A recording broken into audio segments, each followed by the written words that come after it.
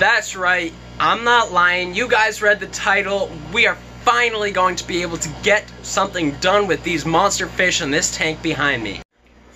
What's going on, guys? It's your boy Ben. I am the Casual Fish Keeper. Welcome back to Fun Friday. If you guys are not already subscribed, make sure you do so. Like this video because we got some awesome monster fish stuff that we're going to be working on in the next few weeks. And without further ado, you see the monster pond behind me? Let's get started.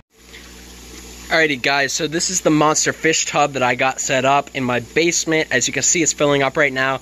I'm pretty sure, I don't remember what I specifically told you guys, but I'm pretty sure I told you that this was around 400 gallons. To be completely honest with you, now that I got it, I was looking at the label on the side over here, and it turns out it's actually only 110 gallons. But it actually looks a lot bigger than 110 gallons, so I mean, yeah, the tank that's behind the black tarp in there that we're trying to fix right now is 150, so I mean, I guess there's not that much of a difference, but this is a plastic tub right now filling it up, and yeah, we got a little like spill off valve here, so that means we can only really bring the water up to like an inch or two right below it. Since that is a like an opening that is a pretty good size, and we got some pretty good size fish in here that we don't want escaping. I'm gonna have to like fill in that hole a little bit just so that we don't lose any of them, especially since the monsters are super big and expensive. Obviously, I know that with a big open tub like this, there's a lot more surface area to cover, especially on the top, compared to the 55 gallon that they're already in. So obviously we're going to put covers on the entire thing, and I know that because this tank, or this tub, is double the size of the 55 that the monster fish are in now, those fish are just going to take off. They're going to start growing like crazy. So obviously I got some weights upstairs. I'm going to show you guys after this is all filled up. It's taking its time for some reason. This is the maximum speed that it can fill up. But we're going to put all those weights on the top just to cover it up, and we should be good to go. Alrighty guys, we got the tub filled up to where I want it, just 2 inches below the valve. We got some heaters here, two 5 gallon to 55 gallon heaters. I don't think these are 5 to 15. I think they're 15 to 55. Also got some air line just so I can connect to the like air pump, which is like behind me.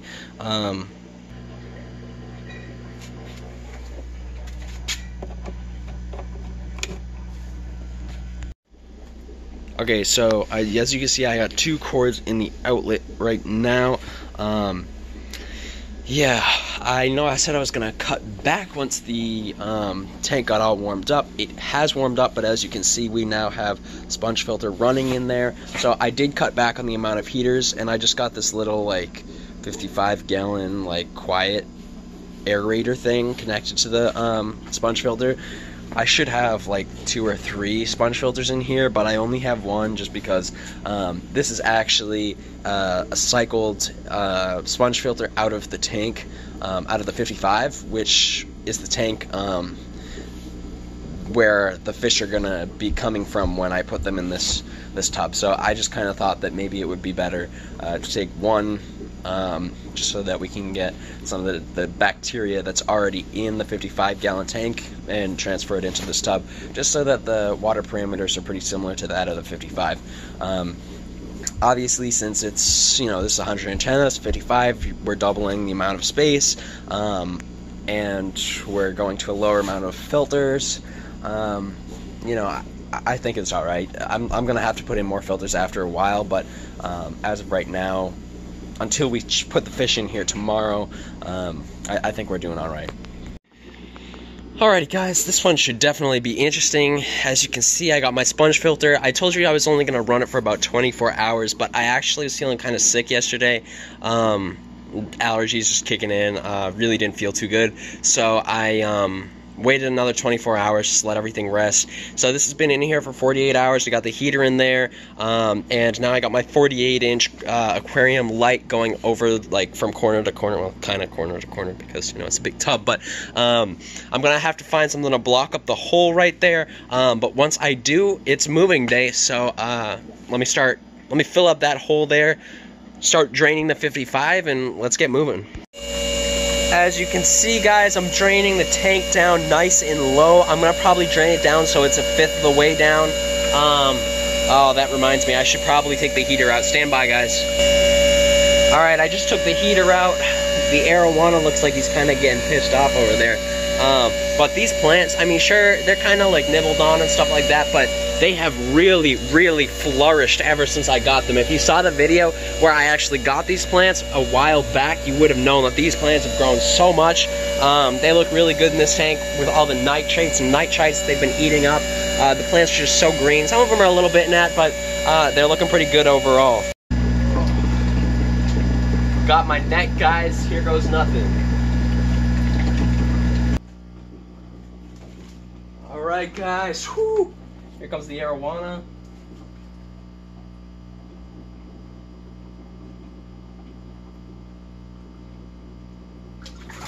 Oh.